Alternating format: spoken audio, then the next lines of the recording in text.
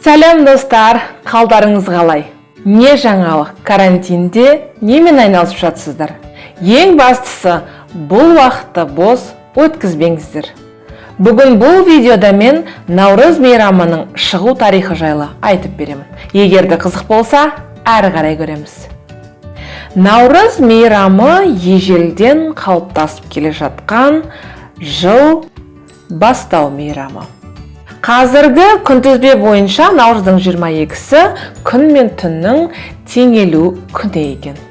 Көне парсы тілінде нава жаңа, разын күн, яғни жаңа күн деген мағына білдіреді екен. Наурыз мейрамын тойлау дәстүрі ол ежелгі заманнан келе жатқан дүние жүзі халықтарының көпшілігінің тойлайтын жыл бастау мейрам болып келеді. Бұл мейрамды гректер патрих, бермалықтар су мейрамы, ал тәжіктер болса гүл-гардон, бәйшешек деп түрліше атаған екен. Бируни мен Омар Хайамның шығармаларында бұл наурыз мейрамын тойлаудың көптеген тарихы солардың шығармаларында жазылған екен. Қазақ халқының мифологиясы бойынша 21 наурыз күні даланы Қыдыр ата аралайды екен. Сондай-ақ бұл күні қыс тағамы етпен қоштасып, жаз тағамы сүтпен қауышуды білдіреді екен. Сондай-ақ осы жерде мен сіздермен наурыз көженің дайындалу тәсілімен бөлісе кетейін. Яғни бізде осы Алматы қаласында дайындау тәсілі, яғни ол ең біріншіден оған жылқының сүр еті керек. Одан кейін 7 түрлі тағам деп жатамыз, бидай, жүгері, тары, асбұршақ, маш, күріш сияқты керектік заттарды, одан кейін айранды қосамыз. Бұл етті және де 7 түрлі дәнді дақылдар дейміз ғой, солардың барлығын қайнатып, одан кейін суығаннан кейін оған айран қосамыз. Егер де сіздің өңірлеріңізде немесе сіздің елдеріңізде наурыз көжені басқашалай дайындайтын болса, міндетті түрде ол наурыз көженің рецептімен төменде бізбен бөлісе кетіңіз.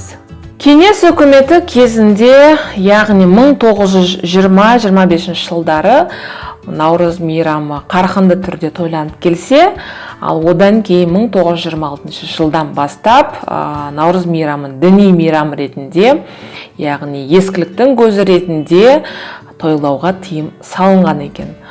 Яғни 1987 жылға дейін бұл мейрамды Қазақстанда ешқандай ұлт тойламаған екен. Тек қана 1988 жылдан бастап Алматы қаласында, одан кейін басқа да қалаларда, аудандарда, ауылдарда тойлана бастаған екен. 2010 жылдың 10 мамырынан бастап Біріккен ұлттар ұйымының бас ассамблеясында 64 қарарына сәйкес 21 наурыз халықаралық наурыз күні болып аталып келеді. Бас ассамблеяның түсініктемесі бойынша наурыз көктем мерекесі ретінде 3000 жылдан бері Балқан түбегінде, Қара теңіз аймағында, Кавказда, Орта Азияда және де Таяу Шығыста 300 миллион адам тойлап жатқан екен. Қазақстанда наурыз мейрамы 2010 жылдан бастап 21-23 наурыз аралығында аталып өтеді. Әдетте осы күнде адамдар, яғни арам пиғылынан арылып, арожан алдында арылады екен. Сондай-ақ осы күні барлық туысқандар арасында немесе достар арасында өкпе, реніш, ыза болатын болса, осы күні оның барлығы кешірілу керек екен. Сонымен достар, наурыз мейрамына қатысты менің дайындаған шағын ақпаратым осы ғана. Сіздерді ұлыстың ұлы күнімен шын жүректен құттықтаймын. Осы мейрамда сіздерге әр шаңырақта ақ мол болсын, 4 түлік ақты болсын. Қайда барсаңыздар да жолдарыңыз болсын. Әр шаңырақта сәбидің күлкісі естілсін. Қайғы уайым жоқ болсын, қуаныштарыңыз көп болсын. Өрістеріңіз малға, үйлеріңіз жанға толсын. Ақ мол болсын. Наурыз құт береке әкелсін. Осымен достар, егер де осы видео ұнаған болса, лайк басыңыздар. Сондай-ақ Наурызға қатысты құттықтауларыңызды осы төменде комментарийде жазып кетсеңіздер болады. Еліміз аман, жұртымыз тыныш болсын. Тек қана амандықта кездесейік. Назар аударып тыңдағандарыңыз үшін үлкен рахмет. Сау саламат болыңыздар.